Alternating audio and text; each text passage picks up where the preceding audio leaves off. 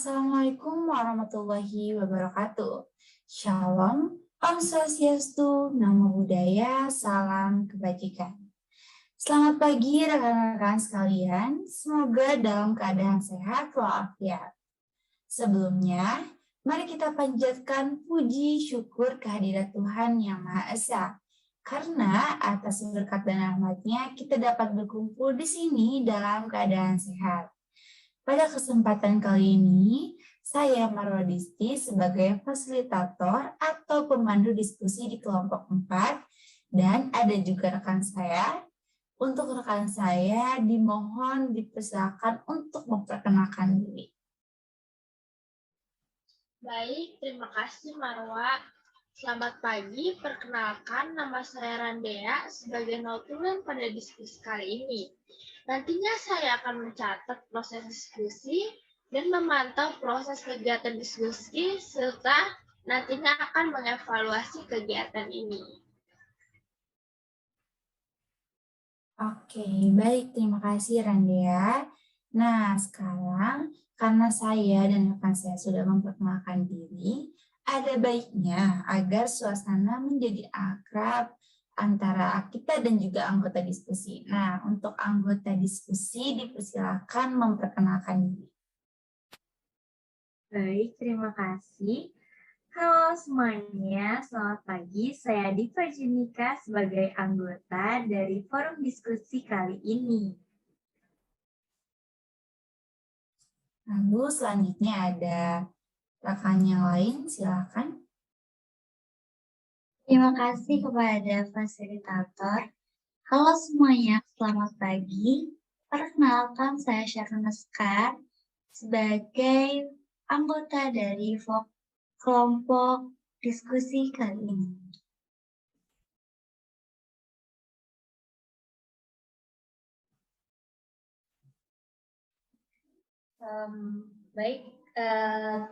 Izinkan saya memperkenalkan diri. Saya Nur Aprilia Putri, biasa dipanggil Putri, dan di sini saya menjadi anggota forum diskusi kali ini. Oke, dan saya perkenalkan saya Dila Fauzarahmawati, biasa dipanggil Dila, juga bagian dari anggota grup diskusi ini.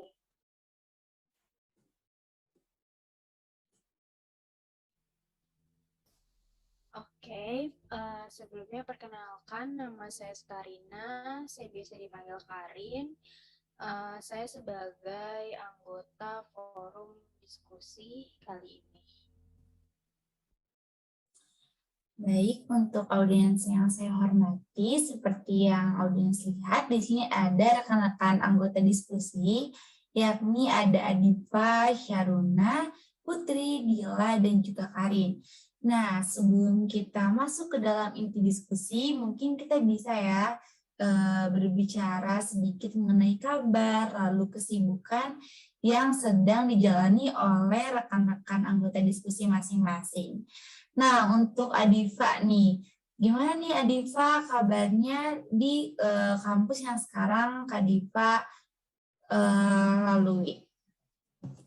Oke, halo fasilitator.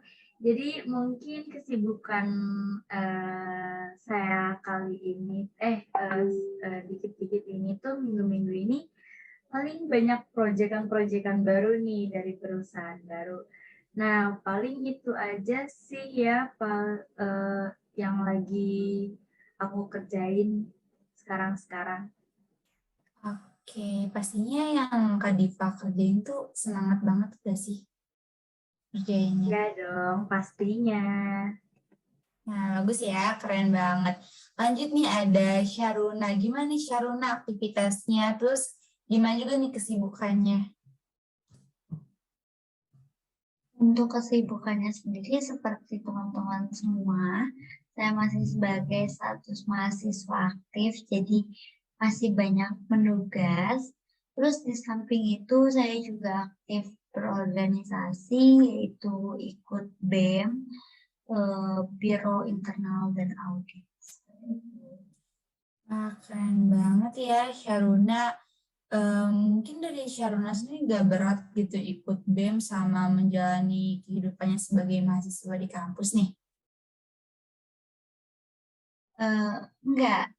Jadi enjoy sih karena untuk mempersibuk diri aja sebenarnya. Oke. Nah, selanjutnya ada Putri nih. Gimana nih Putri kabarnya? Terus gimana juga nih aktivitas yang Putri jalani hari-hari ini? Alhamdulillah kabar saya baik. Untuk kesibukan akhir-akhir ini, saya sih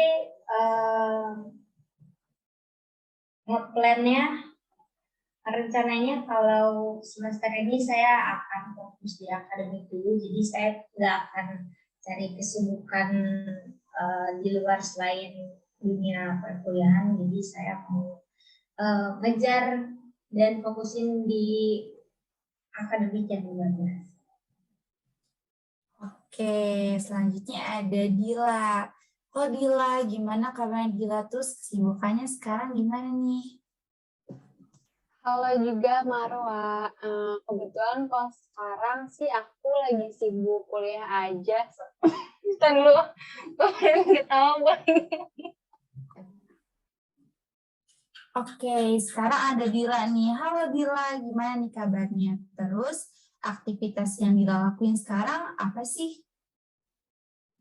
Halo juga Marwa. Kalau buat sekarang sih aku lagi sibuk buat di kuliah aja ya. Sibuk kerjain tugas dan segala rupa. Terus juga sama kayak Sharuna, aku juga ikut BEM, Badan Eksekutif Mahasiswa. Itu aja sih kalau buat sekarang-sekarang, sama paling kayak main-main gitu. Meskipun jadi mahasiswa, main gak lupa ya berarti ya teman-teman. Ya Nah, dong, biar kita harus balance kan ya. iya, terima kasih Dila. Nah, selanjutnya ada Karin nih. Gimana nih Karin kabarnya? Terus aktivitasnya apa nih? Oke, baik sih kabarnya alhamdulillah, dan mungkin nggak jauh beda sama teman-teman yang lainnya. Sibuk kerja tugas, proyekan, apalagi semester 2 ini banyak banget tugas yang proyeknya tuh besar banget. Bentar. Sorry. Oke, rekan diskusi terakhir kita yang kita akan ajak kenal ini ada Karin nih. Karin gimana nih Karin kabarnya? Terus aktivitasnya akhir-akhir ini ngapain aja sih? Oke, alhamdulillah nih Marwa, kabar aku baik, dan mungkin aktivitas aku tuh nggak jauh beda dari teman-teman yang lainnya, sibuk untuk ngerjain tugas dan segala macam. Dan aku juga lagi sibuk organisasi juga. Aku apa ya, ikut Agri Movie, dan alhamdulillah nanti ada acara juga tanggal 20 Desember Jumat nanti 20 Mei, em, Jumat nanti ada gala premier juga di Gedung Bogor Center. Wah, keren banget ya. Berarti rekan-rekan sekalian ini selain menjadi mahasiswa yang aktif, kalian juga menjadi mahasiswa yang terbilangnya kura-kura gitu ya. Kuliah rapat gitu ya. Nah, karena kita udah kenalan, kita juga udah akrab, saling tanya kabar, udah tahu saling aktivitas kita masing-masing, mungkin kita bisa langsung ke diskusi ya. Nah, karena semuanya sudah memperkenalkan diri, lalu saya akan kita lanjutkan kepada diskusi yang akan kita bahas kali ini. Selama 2 tahun ini bisa dikatakan kita menjalani setiap tahun yang paling tidak terduga, di mana karena pandemi COVID-19 mempengaruhi seluruh aspek dan pola kehidupan manusia, termasuk juga di bidang pendidikan. Kegiatan belajar mengajar berubah total dan harus dilakukan semuanya secara daring. Nah, perubahan KBM ini tentunya juga bisa mempengaruhi hasil atau nilai laporan belajar. Namun, apapun hasilnya harus tetap disyukuri dan dilakukan proses dan strategi untuk mendapat nilai akademik yang lebih baik. Seperti yang kita tahu nih rekan-rekan, mungkin saat rekan-rekan SMA, rekan-rekan tidak bisa merasakan kelas 3 SMA ya, karena waktu itu saat kita mau naik kelas 3, kita sudah ada dilanda pandemi. Nah, dari situ mungkin rasa keefektifan kita dalam belajar itu cukup berkurang ya teman-teman, di mana kita yang biasanya mendengarkan guru secara langsung, tatap muka, diskusi dengan teman-teman yang lain di sekolah itu terhambat karena adanya pandemi. Lalu, bagaimana sih cara meningkatkan nilai dengan cara belajar dengan sistem daring? Nah, pada kali ini kita akan mengambil tema di mana temanya cara mendapatkan nilai yang baik dalam mata kuliah komunikasi efektif. Nah, sebelum masuk, saya akan membacakan tata tertib dulu nih teman-teman. Dalam pelaksanaan diskusi ini akan dilaksanakan selama 60 menit. Diawali dengan pertanyaan terbuka yang akan dibukakan oleh saya sendiri selaku fasilitator. Peserta dipersilakan bertanya atau memberi pendapat sesuai dengan topik diskusi. Peserta juga diharapkan menghargai orang lain yang sedang berpendapat, seperti halnya tidak boleh memotong pembicaraan atau mengajukan pertanyaan ataupun statement saat orang sedang berbicara. Lalu peserta diharapkan mengemukakan pendapat secara singkat, padat, dan jelas. Jadi teman-teman yang lain bisa mengemukakan statement kalian secara detail tanpa harus mengemukakan hal-hal yang tidak penting ya. Nah, selanjutnya jika ada peserta yang ingin izin ke kamar kecil, diharapkan izin terlebih dahulu oleh fasilitator. Jadi di sini sifat diskusinya santai saja ya teman-teman, saling mendengarkan pendapat dari masing-masing anggota terkait topik. Nah, apakah sudah dapat dipahami dengan baik? Sudah. Izin fasilitator. Ya. Saya percaya pertanyaan-pertanyaan ini sudah disiapkan semua kan ya? Iya, benar sekali. Untuk diskusi kali ini sudah dipersiapkan semua sih. Oh ya. Baik, mungkin permintaan dari saya boleh disebutin dulu pertanyaan-pertanyaannya agar kami dari kelompok diskusi ini bisa ada gambaran pertanyaan-pertanyaan apa yang bakal disampaikan.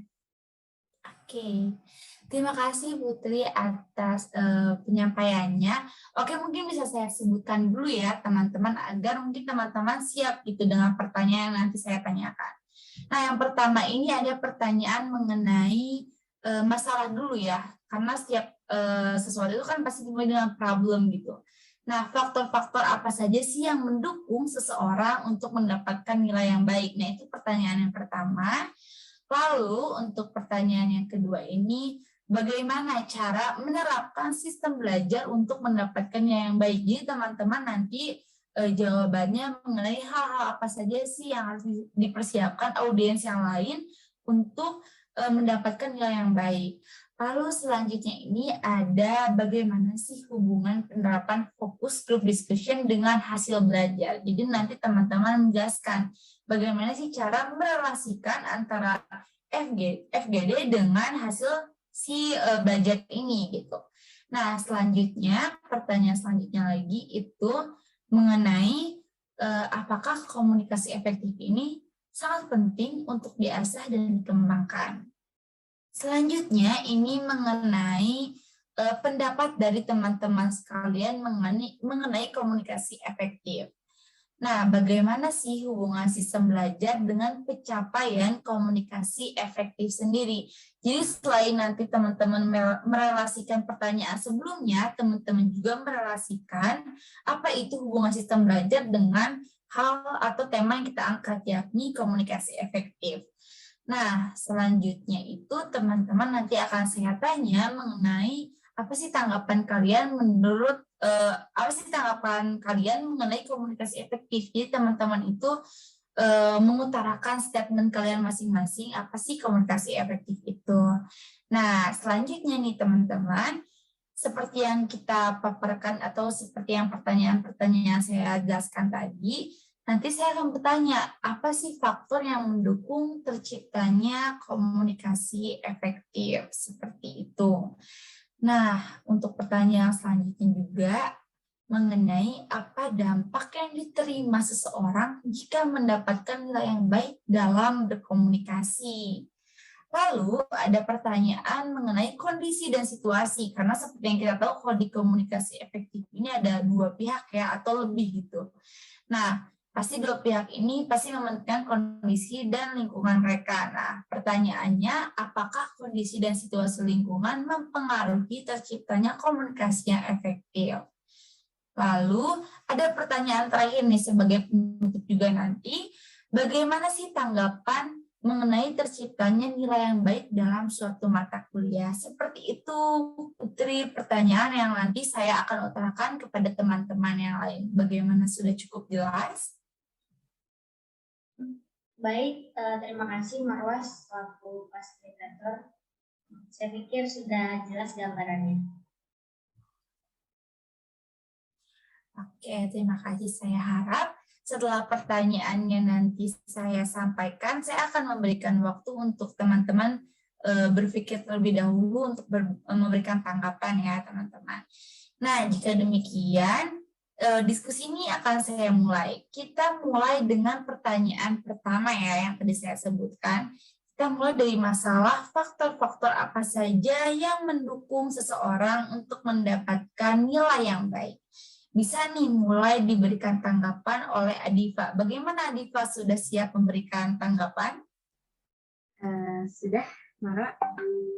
Oke, baik. Bisa dimulai ya, Adifa? Ya, baik. Di sini menurut pendapat saya pribadi tentang faktor apa saja yang mendukung seseorang untuk mendapatkan nilai yang baik. Nah, yang paling pertama dan paling utama menurut saya itu cara belajar. Nah, kenapa sih cara belajar itu menjadi faktor utama dan sangat penting? Nah, yang dapat kita ketahui, untuk belajar tuh harus memiliki cara yang baik dan benar. Nah, cara ini agar pembelajaran tuh menjadi efisien dan efektif. Nah, cara belajar itu juga ada berbagai macam loh. Ada tipe visual, yaitu artinya mendengarkan, auditori, tipe yang lebih ke kerjasama tim, kelompok. Nah, selanjutnya ada tipe reading atau tipe membaca. Nah, yang terakhir ada tipe kinestetik atau tipe belajar menggunakan gerakan-gerakan. Nah, dengan cara belajar yang benar akan menghasilkan nilai yang baik dan yang paling penting akan hasilnya menjadi memuaskan.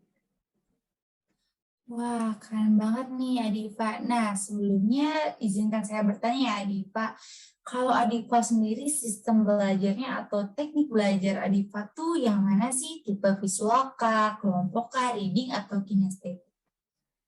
Aku dari SMA itu aku lebih ke kinestik ya.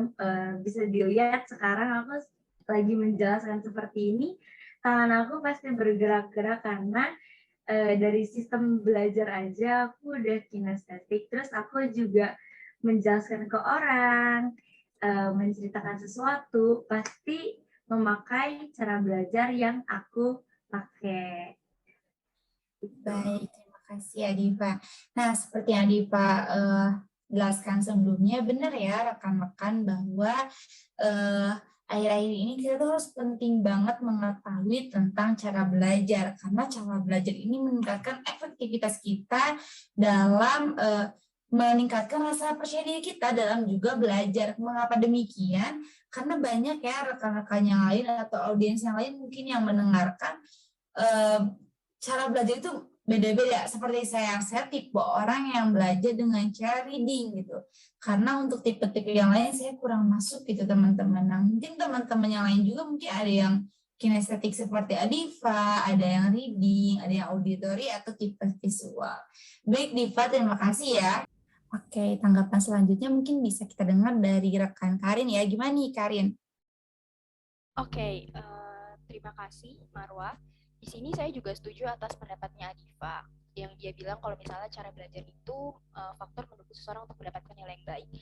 Nah, menurut saya juga ada faktor yang mendukung minat dan kesukaan seseorang tersebut dalam suatu pembelajaran. Nah, karena jika hal yang disukai dan minat pasti akan lebih semangat dalam mengikuti suatu pembelajaran sehingga orang tersebut bisa saja mendapatkan hasil yang baik. Nih, contohnya saya nggak suka matematika. Jadi mungkin saya memilih jurusan yang nggak ada matematikanya karena saya kurang minat. Saya kurang kayak saya nggak mau nilai saya jelek karena karena saya juga nggak punya minat dalam hal matematika. Jadi saya memilih komunikasi yang tidak ada matematikanya. Seperti itu, Marwa. Baik, terima kasih Karin atas tanggapannya. Benar ya Karin, karena seperti yang kita tahu banyak sekali ya kasus-kasus yang mungkin dialami oleh mahasiswa di mana kalian sering dengar gak sih mahasiswa yang mengalami salah jurusan. Banyak statement-statement salah jurusan itu disalahgunakan ya, padahal bukan karena salah jurusannya sih menurut saya, karena mungkin mereka tuh nggak tahu cara efektif mereka untuk meningkatkan minat mereka dalam belajar. Nah mungkin jika memang kita lihat dari sudut pandang salah jurusan juga itu bisa jadi mungkin saya memang minatnya mungkin di komunikasi, tapi misalnya saya masuk ke teknik misalnya, itu kan gak nyambung ya antara komunikasi dan teknik gitu.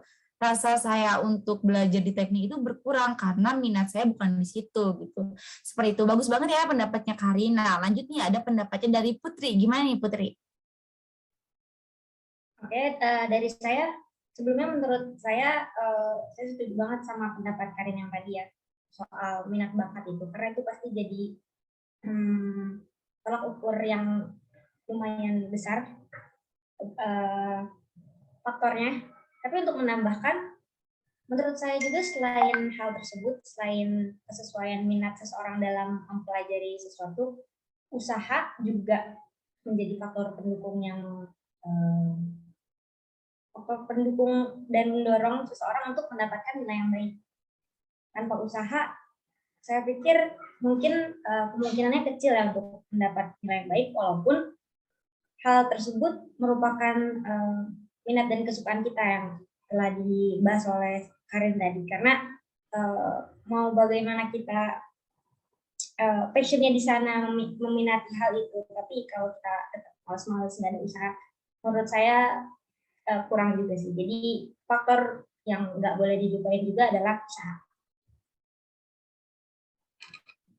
Baik, terima kasih Putri atas tanggapannya. Nah, Putri dan Karin sama-sama memiliki tanggapan yang searah berarti ya. Nah, lanjut saja kita ke Dila. Gimana nih Dila tanggapannya dari pertanyaan yang tadi saya sampaikan sebelumnya? Oke, terima kasih Marwa untuk waktunya. Mungkin saya sebagai penutup juga dari pertanyaan ini, sebagai closing, teman-teman yang dari pendapat teman-teman saya tadi sudah cukup jelas ya, tapi ada faktor lain juga sih menurut saya yang dapat mendukung seseorang untuk mendapatkan nilai baik. Nah, antara lain yaitu sarana dan prasarana untuk mendukung pembelajaran. Terlebih saat online seperti ini kan kita tuh butuh laptop, internet, handphone, terus juga jaringan yang stabil juga kita perlu banget kan ya, karena kayak percuma kalau misalnya kita udah ready semuanya tapi jaringannya nggak stabil, nanti kita nggak bisa join Zoom dan segalanya gitu. Terus juga ada kegiatan tambahan seperti ekstrakurikuler atau organisasi yang mungkin kalau misalnya kita terlalu berlebihan gitu, kebanyakan ngambil kegiatan di luar, kita bisa jadi nggak keurus gitu kegiatan untuk belajarnya. Jadi kita udah capek duluan, kita pengennya tidur, nggak mau belajar, terus tugas-tugas juga jadinya terbengkalai. Terus juga motivasi untuk belajar itu sangat penting sih menurut saya, karena kayak gimana ya kalau misalnya orang nggak termotivasi itu ya jadi nggak mau belajar gitu. Nah, menurut saya kalau hal tersebut sudah terpenuhi dengan baik, maka peluang untuk mendapatkan nilai yang baik juga bakalan semakin besar. Kayak gitu sih. Oke, terima kasih Dila atas tanggapannya. Nah, dari yang tadi teman-teman sampaikan bisa kita simpulkan ya dari pertanyaan pertama ini bahwa banyak faktor yang memang mendukung seseorang untuk mendapatkan nilai yang baik, dimulai dari tipe setiap orang yang belajar, lalu ada minat kesukaan, lalu ada usaha, dan juga ada sarana prasarana. Karena selain faktor-faktor tersebut, mungkin susah juga ya rekan-rekan yang lain untuk meningkatkan rasa keefektifan mereka dalam belajar, seperti itu. Lalu kita lanjut ke pertanyaan kedua ya rekan-rekan. Untuk pertanyaan selanjutnya, bagaimanakah cara menerapkan sistem belajar untuk mendapatkan nilai yang baik? Nah, untuk pertanyaan ini bisa dimulai oleh Karin. Gimana Karin? Udah siap untuk memberikan tanggapan? Oke, udah Marwa. Baik, untuk waktu dipersilahkan. Oke, bagaimana cara menerapkan sistem belajar untuk mendapatkan nilai yang baik ya? Kalau menurut pendapat saya, kita tuh harus mengenal dulu tipe belajar yang sesuai dengan diri kita sendiri. Dan setelah itu pasti kita akan menerapkan sistem belajar yang baik. Kalau misalnya sistem belajar aku tuh lebih ke, aku suka banget kerangkum. Jadi kayak apa ya, lebih enak aja gitu sambil nulis materi, tapi kita ingat juga apa yang kita tulis. Jadi itu memudahkan banget untuk mendapatkan hasil yang Permisi, maaf, boleh diulang tanggapan Karin yang tadi, soalnya saya kurang jelas mendengarnya. Mungkin device atau mic-nya tadi kurang kencang. Oke, gimana nih Karin bisa memberikan tanggapan ulang? Oke, suara saya udah terdengar jelas belum, Ya, teman-teman? sudah lumayan. Oke, jadi tadi Marwa nanya bagaimana cara menerapkan sistem belajar untuk mendapatkan nilai yang baik. Nah, kalau menurut pendapat saya, kita harus mengenal dulu nih tipe belajar yang sesuai dengan diri kita, dan setelah itu pasti kita bisa menerapkan sistem belajar yang baik. Nah, kalau saya sendiri, saya lebih suka belajar sambil menulis. Jadi saya punya satu buku untuk merangkum gitu yang saya pelajari agar nanti kalau misalnya besoknya tuh saya bisa baca lagi apa sih catatan-catatan saya yang udah saya pelajarin di malamnya. Kalau saya kayak gitu.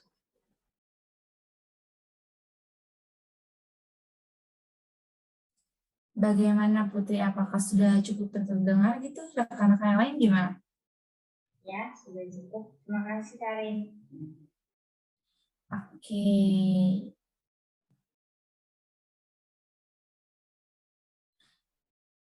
Oke.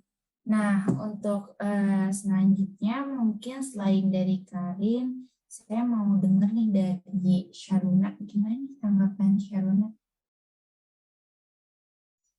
Oke, terima kasih kepada Ibu Fasilitator yang telah memberikan kesempatannya. Menurut saya, menerapkan teknik belajar seperti berlandaskan pada manajemen waktu itu adalah salah satu faktor untuk fokus belajar. Karena seperti yang sudah saya lakukan, saya memakai teknik Pomodoro. Itu teknik yang seperti 25 menit belajar, lalu 5 menit lagi istirahat. Itu sangat efektif dilakukan dan dapat menyerap ilmu-ilmu yang kita pelajari ya, seperti itu. Karena kita di sana bisa belajar tanpa adanya beban berat dan paksaan. Sehingga kita bisa menghindari adanya distraksi saat belajar. Karena kan kita bisa belajar lalu bisa istirahat juga. Jadi kayak sekali dua pulau terlewati seperti itu. Wah, keren banget ya tanggapannya Syaruna. Nah, selanjutnya saya penasaran gimana sih tanggapan Putri terhadap pertanyaan yang saya sebutkan tadi? Tanggapan saya sebenarnya betul ya. Dan dengan menarik pendapat Karin yang tadi, langkah pertama untuk menerapkan sistem belajar yang baik adalah dengan menyesuaikan, menentukan tipe belajar tiap individunya itu seperti apa. Tentunya akan berbeda-beda kan. Tapi apa yang dikatakan Saruna barusan juga mengenai aspek penting yang berhubungan dengan manajemen waktu. Menurut saya itu satu hal yang harus semua individu punya. Walaupun tipe belajar berbeda-beda, tapi untuk manajemen waktu sendiri ini menurut saya merupakan aspek penting yang harus diterapkan semua orang. Karena hal ini kan sangat membantu untuk tetap fokus kan. Dan menurut saya pribadi untuk tambahan, porsi waktu juga menjadi faktor yang nggak boleh dilupain karena sesuatu yang berlebihan juga tidak baik. Jadi kita juga harus memperhatikan porsinya.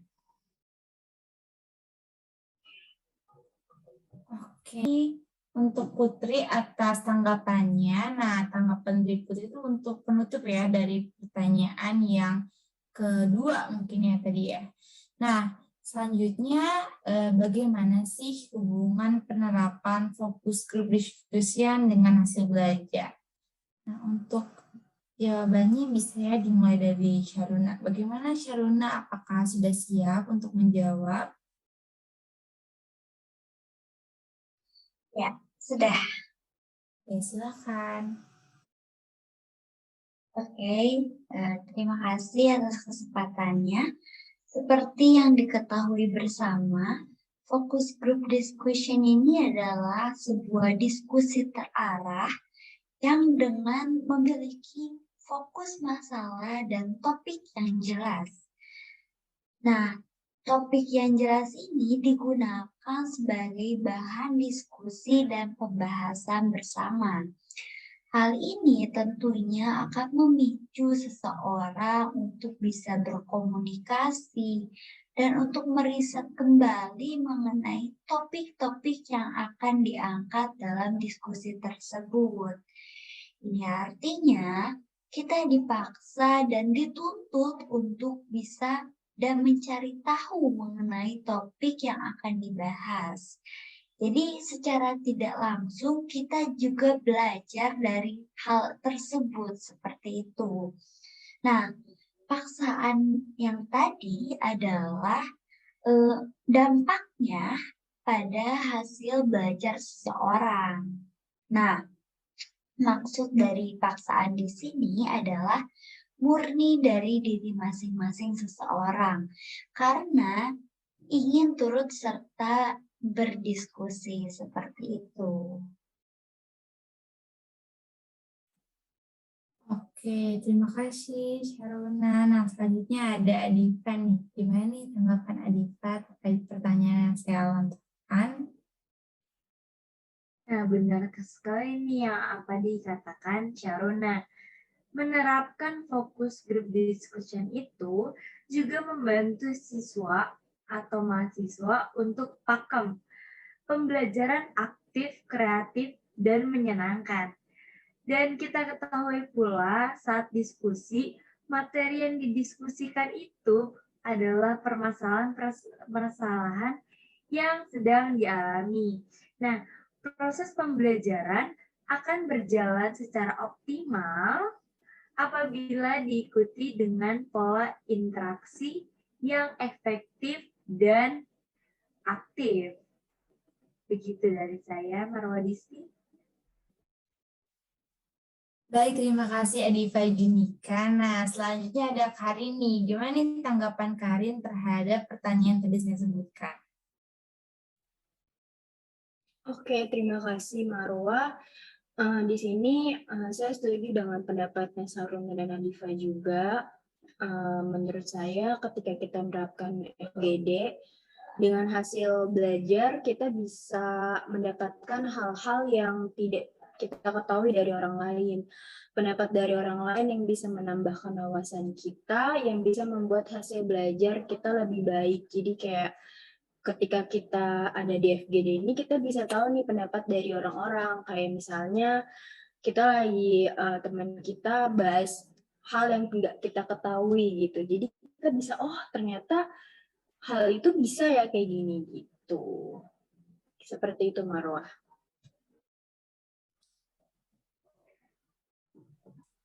Terima kasih Karin atas tanggapannya. Selanjutnya ada Dila nih. Gimana nih Dila udah bisa memberikan tanggapan mengenai pertanyaan yang tadi saya berikan? Oke nih, sekarang mungkin aku jadi yang terakhir lagi ya. Menurut aku sendiri, penerapan FGD atau Focus Group Discussion ini bisa menjadi faktor yang menentukan hasil belajar kita. Kenapa? Karena jika kita diberi tugas oleh dosen yang apalagi kalau tugas kelompok ya terutama gitu, Penerapan FGD ini bisa sangat menguntungkan karena mahasiswa menjadi lebih terarah ketika berdiskusi. Dan kita juga jadi mencari tahu lebih dalam tentang hal tersebut, tentang topik yang diberikan oleh dosen kita. Beda nih kalau misalnya kita nggak menerapkan FGD. Diskusi kita bisa jadi kemana-mana, bisa ngomongin hal-hal lain yang akhirnya bisa jadi tujuan dari diskusi kita sendiri itu nggak bakalan ketemu di akhirnya gitu. Oke, terima kasih Dila atas tanggapannya. Nah, dari teman-teman yang lain ada nggak yang mau menambahkan tanggapan? Tidak, dari saya cukup. Oke, Ibu. Ya, terima kasih ya. Nah, seperti yang tadi sudah disebutkan, mungkin bisa saya simpulkan ya bahwa memang grup discussion ini tuh merupakan salah satu hal yang efektif juga gitu dalam menentukan hasil belajar kita. Mengapa demikian? Dengan adanya grup discussion atau mungkin dengan adanya sharing, kita tuh lebih terarah. Kita tuh lebih tahu gitu arah tujuan dari hasil belajar kita tuh kemana gitu, seperti itu. Nah, untuk pertanyaan selanjutnya nih, apakah komunikasi efektif itu sangat penting untuk diasah dan juga dikembangkan? Boleh nih dari Adifa bisa memberikan tanggapannya. Gimana nih kalau udah siap memberikan tanggapan? Siap, Marwa. Oke, dipersilakan. Iya, terima kasih atas kesempatannya. Nah, komunikasi efektif menurut saya menjadi hal yang sangat penting dan paling utama. Nah, mengapa sih demikian? Karena komunikasi dikatakan efektif apabila pesan yang diterima dan dimengerti sebagaimana dimaksud oleh sang pengirim pesan. Nah, dari komunikasi efektif pula membantu mengembangkan potensi setiap mahasiswa dalam proses belajar mengajar. Oke, bagus sekali ya Adifa tanggapannya. Nah, selanjutnya nih tanggapan yang mau saya dengar dari Karin nih. Gimana Karin?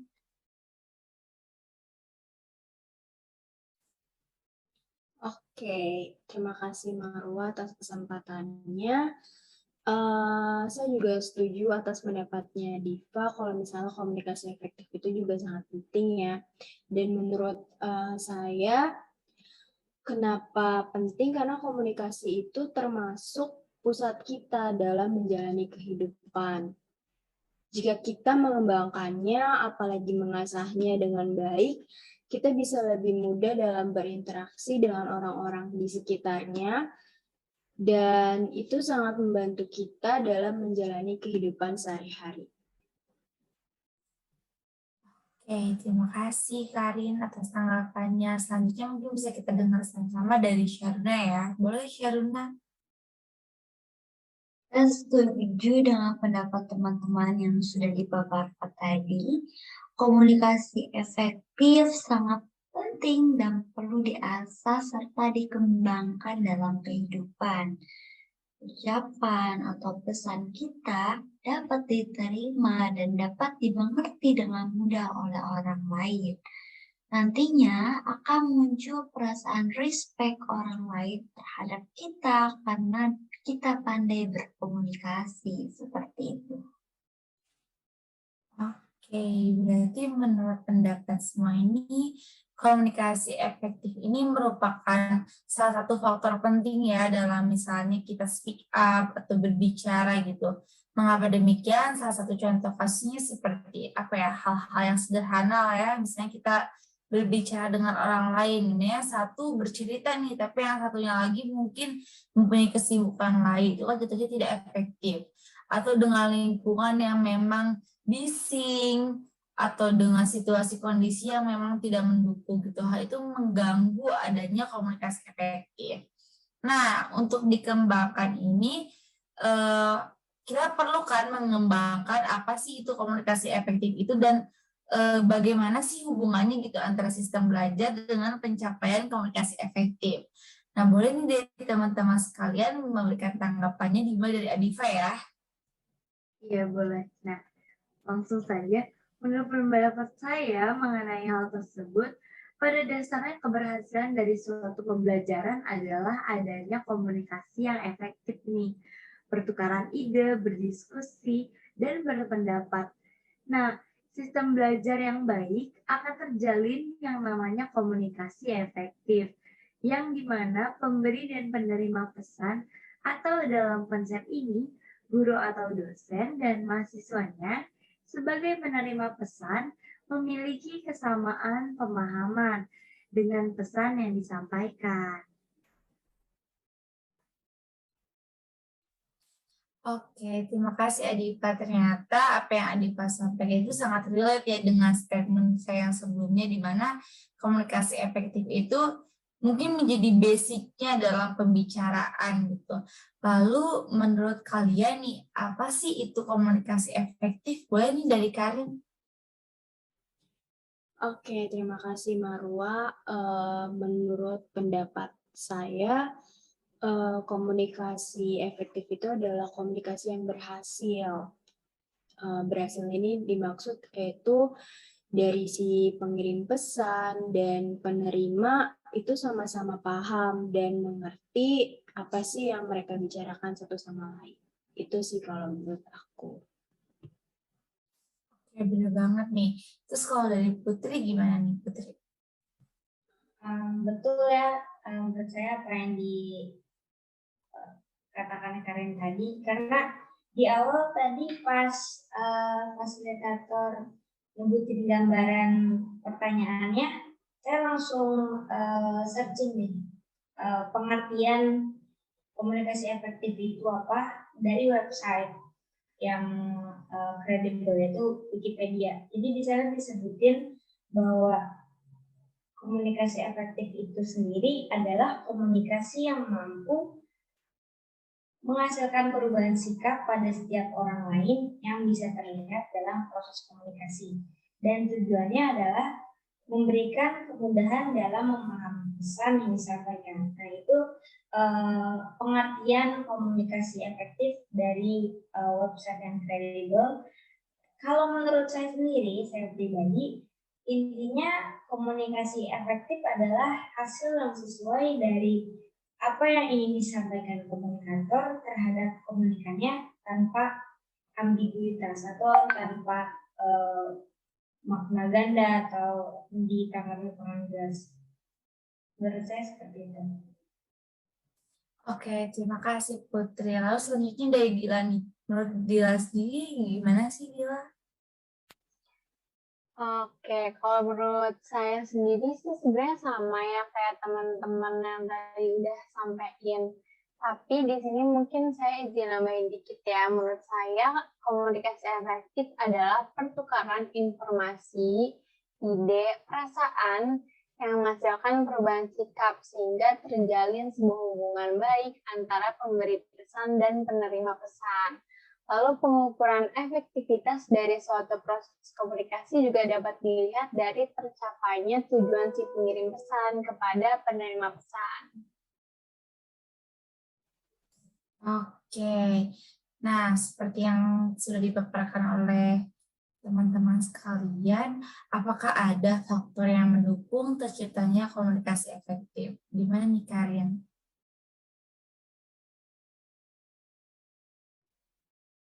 Oke, terima kasih Marwa. Kalau menurut saya, faktor yang mendukung terciptanya komunikasi efektif yang paling penting ya kalau menurut saya itu adalah lingkungan gitu. Karena ketika lingkungan itu sangat mendukung terciptanya komunikasi efektif. Karena kalau misalnya lingkungannya nggak kondusif, maka pesan yang disampaikan tuh tidak tersampaikan juga dengan baik. Contohnya kayak misalnya kita lagi ngobrol sama teman kita nih, terus lingkungannya tuh berisik. Nah, ketika teman kita ngobrol, kadang kita juga nggak fokus apa yang dibicarakan karena ke lingkungannya tuh tidak kondusif dan berisik kayak gitu. Jadi menurut saya lingkungan itu sangat mendukung terciptanya komunikasi efektif. Oke, terima kasih Karin. Lalu menurut Sharona sendiri gimana nih Sharona?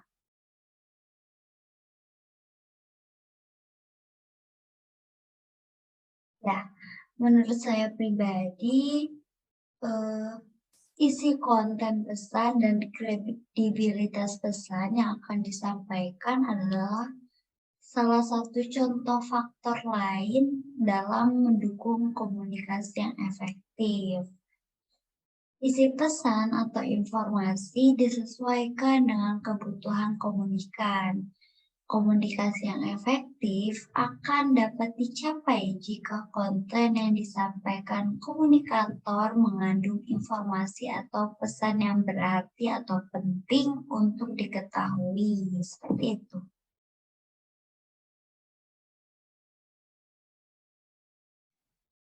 Oke, terima kasih ya Sharuna. Nah, selanjutnya dari Dila sendiri gimana nih Dila?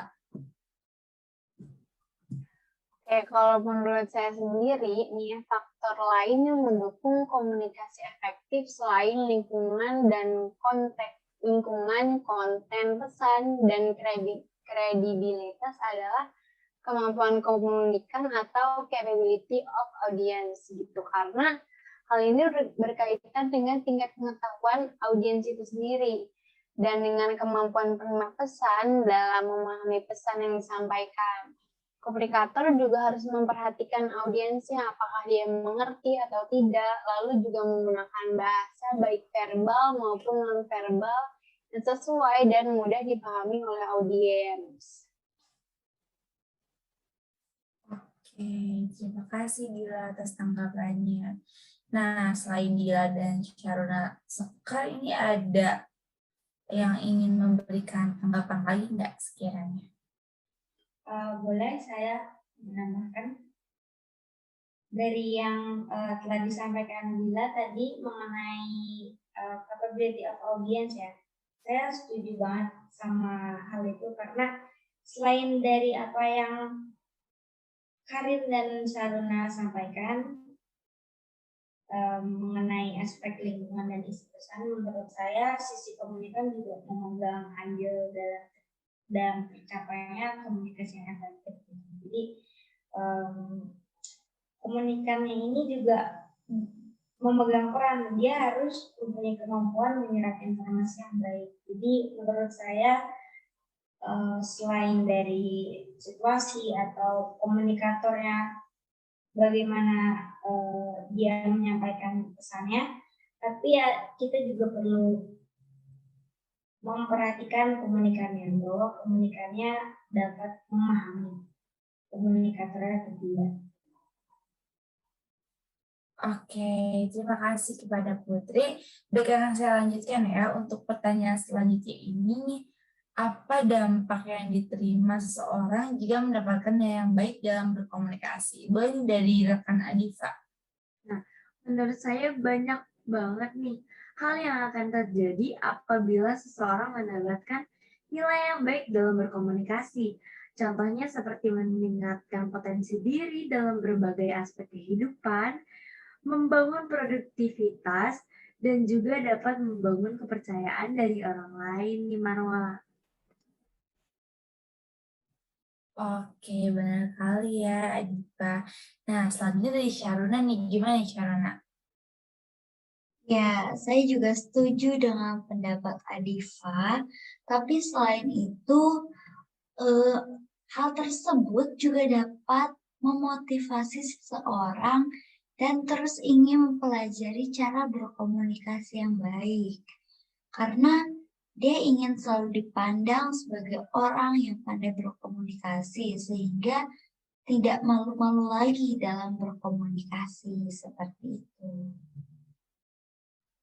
Oke, nah sebelum lanjut ke pertanyaannya, saya ingin bertanya sedikit ya kepada naturansi kita, gimana nih apakah sudah tercatat dari apa yang telah disampaikan oleh rekan-rekan sebelumnya? Sudah mau lebih sih, saya catat semuanya. Oke, terima kasih ya Randa. Nah,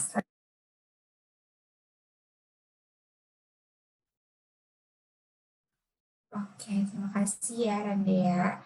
Nah, selanjutnya, apakah kondisi dan situasi lingkungan mempengaruhi terciptanya komunikasi yang efektif? Boleh dari Sharuna dulu. Ya, terima kasih Marwa Disti telah memberikan kesempatannya. Menurut saya, situasi lingkungan ini dapat mempengaruhi terciptanya komunikasi efektif. Jika di lingkungan tersebut banyak noise atau gangguan, tentunya akan berdampak pada penyampaian pesan sehingga pesan tidak tersampaikan dengan jelas. Nah, ini juga dapat dibuktikan dengan misalkan adanya kendala jaringan dalam belajar online, itu kan jadi tidak bisa menerima pesannya dengan baik seperti itu. Oke, benar banget ya. Nah, berbicara mengenai lingkungan nih, kadang kan kalau misalnya rumahnya mungkin dekat dengan sesuatu yang memang mengeluarkan suara yang cukup keras, itu kan juga cukup mengganggu ini ya. Misalnya, saya rumah kita dekat dengan lapangan latihan olahraga. Nah, kan pasti banyak orang-orang yang lagi berolahraga dan memang pasti suaranya pasti pada berisik banget gitu ya, mungkin ya kasarnya. Itu juga menurut saya mengganggu keefektifan kita dalam belajar ya, begitu ya Syaruna?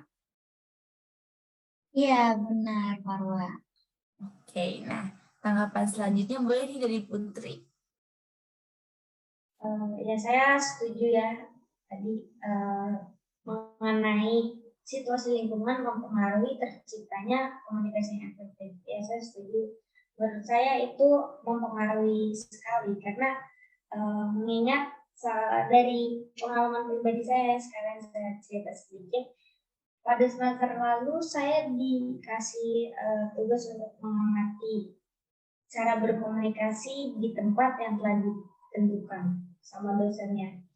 Lebih spesifiknya adalah terminal bis. Jadi di situasi lingkungan di sekitar sana tuh menurut saya tidak mendukung untuk tercapainya komunikasi efektif tersebut. Selain karena banyak noise atau gangguan, ternyata situasi dan kondisi lingkungan juga berpengaruh kepada perasaan atau mood seseorang. Mood atau perasaan seseorang juga nantinya pengaruhnya akan kena di cara dia menyerap informasi atau menyampaikan informasi. Contohnya terminal yang padat dan panas terik matahari itu cenderung membuat suasana tidak nyaman. Khususnya dalam hal ini susahnya untuk tercapainya komunikasi yang efektif karena keadaan sekitar tersebut yang saya bilang. Jadi menurut saya situasi lingkungan yang mempengaruhi tercipta komunikasi yang efektif, maka dari itu cari tempat atau lingkungan yang mendukung.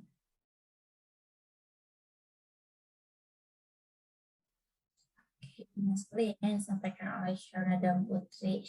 Nah, sekarang udah di pertanyaan terakhir nih teman-teman. Kita udah di penghujung akhir ya. Mungkin teman-teman sedih banget ya kita nggak bisa diskusi lama-lama lagi gitu. Pengennya mungkin sekitar 3 jam. Pokoknya kita pengen ngulik-ngulik banget gitu ya mengenai diskusi kali ini gitu. Nah, untuk pertanyaan terakhir ini, bagaimana sih tanggapan rekan-rekan mengenai terciptanya nilai yang baik dalam suatu mata kuliah? Bisa nih dari Putri lagi? Oke, baik. Menurut saya, bila kita lihat dari segala sisi ya, hal ini bisa jadi, ini kan hal yang bagus, tapi bisa jadi kalau saya pikirkan dari segala sisi, ini bisa jadi kekhawatiran. Kekhawatiran mengenai mahasiswa yang jadinya menganggap sepele mata kuliah tersebut karena merasa sudah berhasil, gitu. Merasa sudah bisa. Tapi itu hanya kekhawatiran kan. Jadi untuk mencegahnya, saya pikir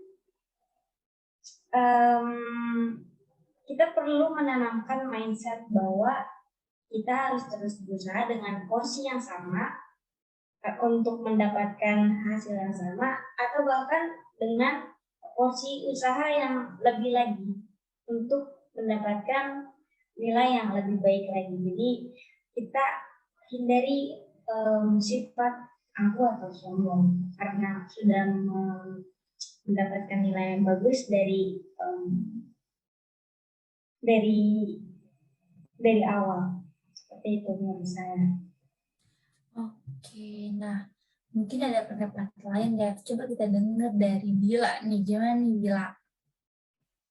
Oke, kalau menurut saya sendiri ya, saya sebenarnya rada kurang setuju sama pendapat Putri karena menurut saya terciptanya nilai yang baik juga bisa jadi motivasi buat kita untuk lebih baik lagi ke depannya buat mendapatkan nilai yang lebih baik dari sebelumnya dan juga minimal tetap stabil lah gitu.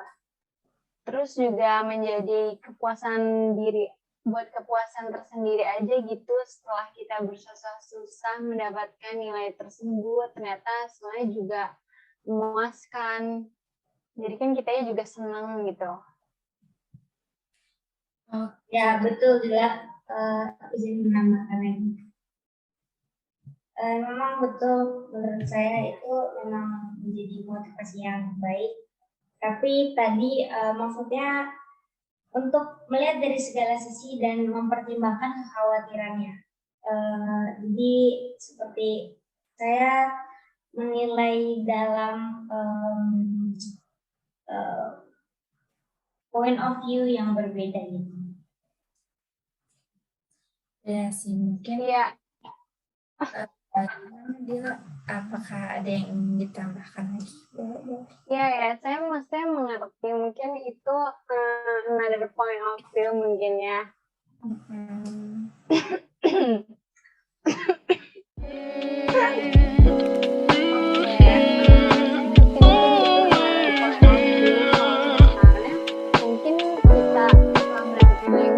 Maksudnya males-malesan gitu, tapi sebenarnya lebih banyak juga loh orang yang setelah mendapatkan nilai yang bagus dia tuh merasa kayak kurang puas gitu dengan nilai tersebut dan kedepannya dia bakalan berusaha buat mendapatkan yang lebih gitu. Itu dari pengalaman saya aja sih ya sebenarnya, kayak teman-teman saya sekitar saya juga kayak gitu soalnya. Oke, gimana Putri? Apakah ingin coba menambahkan lagi? Enggak sudah. Saya pikir kita cuma lihat dari program berbeda. Oke, karena kita kan sesinya diskusi ya, bukan debat. Mungkin karena memang ada point of view yang berbeda gitu ya dari pemikiran teman-teman sekalian. Nah, karena kan seperti yang kita tahu kan mahasiswa itu ada yang kalau udah dapet nilai gede tuh kayak, udahlah udah dapet nilai gede gitu, kayak nyeleneh gitu kan ya. Tapi juga ada teman-teman yang nilai gede, wah sekarang udah dapet nilai A nih, berarti besok mungkin harus Z, enggak dong, maksudnya harus A lagi gitu ya. Nah, pertanyaan tadi itu menjadi penutup. Sorry. Oke, mungkin terima kasih ya pendapat yang berbeda dari Putri sama Dila ini kan nggak mungkin menjadikan pemecah dalam diskusi ya, karena kan seperti yang kita tahu perspektif setiap orang tuh berbeda. Ada mahasiswa yang memang setelah mendapatkan nilai yang bagus itu mungkin mereka merasa udah dapat nilai yang bagus ini, maksudnya kayak jadi tujuan mereka tuh cuma sampai di situ, udah dapat nilai yang bagus udah gitu. Cuma ada juga mahasiswa yang memang kayak oh udah dapat nilai yang bagus nih berarti besok harus dapat nilai yang baik lagi seterusnya sampai mungkin mereka selepas melakukan pembelajaran seperti itu ya teman-teman. Nah pertanyaannya tadi dan juga sekaligus pendapat yang disampaikan Putri dan Dila ini menjadi pertanyaan dan pendapat terakhir nih dari yang saya sampaikan. Tapi dari teman-teman yang lain ada yang ingin bertanya nggak ya kira-kira? Menurut saya sudah cukup ya Marwa ya. Oke Adipa. Nah mungkin kalian udah sedih banget ya gara-gara diskusinya sudah tertutup gitu. Tapi mungkin kita bisa diskusi lagi nih lain kali gitu ya. Nah kalau nggak ada lagi yang pengen disampaikan, nggak ada lagi yang ditanyain, diskusinya kita tutup aja ya teman-teman. Nah karena diskusi ini sudah selesai dan sudah bisa mengetahui permasalahan dan juga sudah memberikan solusi dalam penanganan kasus ini, sebelum ditutup silakan nih untuk menulis dapat menyampaikan proses kegiatan yang sudah berlangsung dalam diskusi. Oke, baik. Terima kasih Marwa. Namun sebelum memaparkan hasil diskusi kali ini, saya izin meminta waktu sebentar ya untuk merapikan hasil pemaparan dari teman-teman sekalian. Baik, dipersilakan.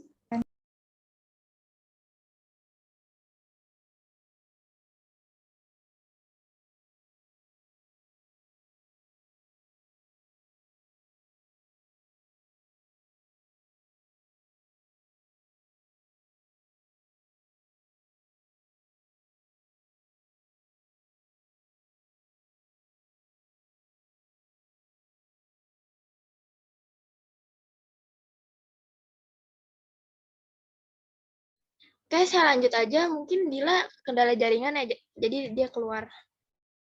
Oke. Baik, terima kasih teman-teman semuanya. Berdasarkan pemaparan yang sudah dipaparkan oleh teman-teman sekalian, dalam kegiatan diskusi kali ini dapat saya simpulkan bahwa komunikasi efektif adalah sebuah komunikasi yang menghasilkan perubahan sikap seseorang, sehingga terjadilah hubungan baik antara pemberi dan penerima pesan. Dalam praktiknya, komunikasi berjalan efektif karena adanya beberapa faktor pendukung. Di antaranya, yang pertama ada lingkungan dan kondisi mendukung terciptanya komunikasi. Yang kedua, isi konten pesan dan kredibilitas pesan yang akan disampaikan. Dan yang ketiga, kemampuan komunikan yang mencakupi pengetahuan dan kemampuan penerima pesan. Dalam praktiknya, komunikasi efektif sangat perlu diasah dan dikembangkan dalam kehidupan. Seseorang bisa termotivasi dan terus-menerus ingin berkomunikasi dengan orang lain jika ia dianggap sebagai penyampai pesan yang baik. Maka dari itu, tak heran jika seseorang diharuskan mendapatkan nilai yang baik dalam berkomunikasi efektif. Hal tersebut dapat dicapai bila seseorang memperhatikan beberapa faktor, di antaranya, yang pertama ada mengetahui cara belajarnya sendiri, kedua, yakin terhadap minat dan kesukaan yang ingin dia pelajari, yang ketiga, bekerja keras dan terus berusaha bahwa ia bisa, yang keempat, terdapat sarana dan prasarana yang menunjang proses pembelajarannya.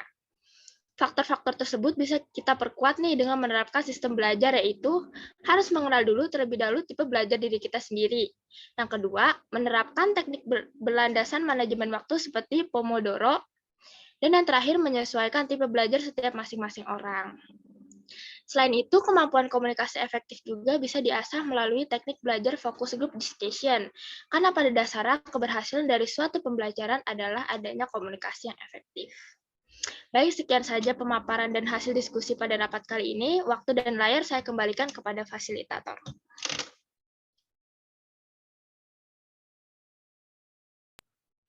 Baik, terima kasih Randea atas kesempatannya. Nah, demikian pemaparan dari rekan saya, teman-teman.